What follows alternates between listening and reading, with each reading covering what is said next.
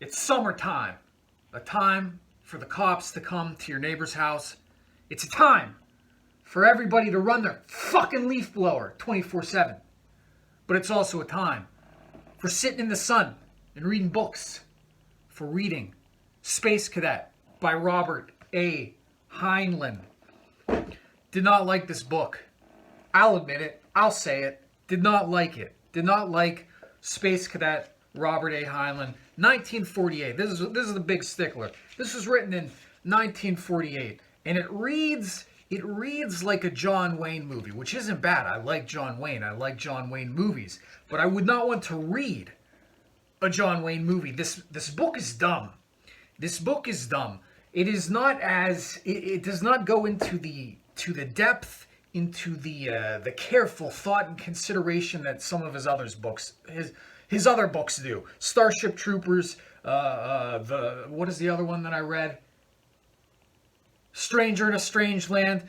The Space Cadet does not go into that level of depth. Does not go into that level of psychological detail. First of all, it just kind of reads like a dry run for Starship Troopers, and I was like, why is that? Why does this just kind of read like the same book? Is this just a matter of sci-fi authors being a kind of very workmanlike class of writer that just But apparently this is part of a series. Space Cadet was apparently part of some sort of series aimed at more juvenile readers, post World War II. It's basically sort of a boot camp type experience translated into space, which is kind of exactly what Starship Troopers was, but then Starship Troopers had this kind of keen social and psychological insight. This has very little of that component. It's very much just the kind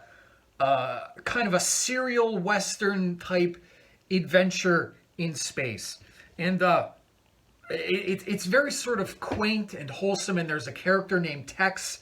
There's a character. It's interesting to kind of observe the weird Americana stereotypes of yesteryear. So even in the far-flung future of Space Cadet, there's a character who is named Tex, who is basically this just Texan stereotype. Wears a cowboy hat, wears boots. It's interesting that these sci-fi books, a lot of them, they're very keen on like how technology might evolve in the far-flung future. We're gonna have rocket ships and space cars, and he even predicts the cellular telephone in this book. But few books really capture how fucking stupid people will be in the future. How bizarre and weird and stupid people are in 2023 and beyond. In the time that Heinlein was writing this, he envisions a future where everyone's just a wholesome all-American Joe. There's your friend Tex. He's got a 6-shooter on his hip.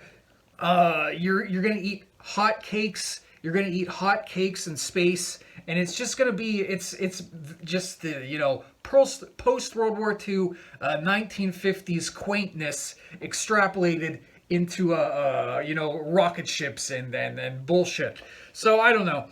I think that's where a lot of science fiction falls flat. Is that they're very excited to predict the technology of the future, but the sort of psychology of everyone, no one. I guess you could kind of understand. No one could predict how retarded the future would be. No one could predict that with all our rocket ships and cell phones, we would have the other half of the population would be on a nonstop neurotic meltdown. Anyway, what else do I have to say about? Did I even say what this book is about? It's just about four guys, four regular Joes. They sign up to be in the whatever Starfleet Space Academy, and they crash land on a planet. They meet the people of Venus. And that's it. I don't know. It didn't strike me. It seems like a filler episode of Star Trek extended into an entire novel. I guess the book is notable in that it sort of coined the slang term space cadet. Nobody really calls anybody space cadets anymore, but in the time that they did, it was because of this book by Robert A. Heinlein. Not my favorite of his books.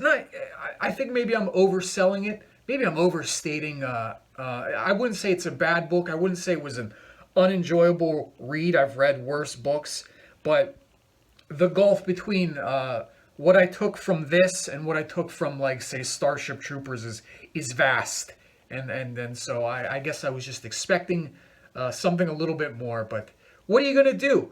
What are you gonna do? It's the journey, not the destination. Again, it's summertime. Gonna get back out there. I got some funny books I want to finish, some comic books. It's a nice day to sit outside and to read a book, as long as the cops don't come and your neighbors don't cause a scene and there's no leaf blowers and that sort of thing. Goodbye.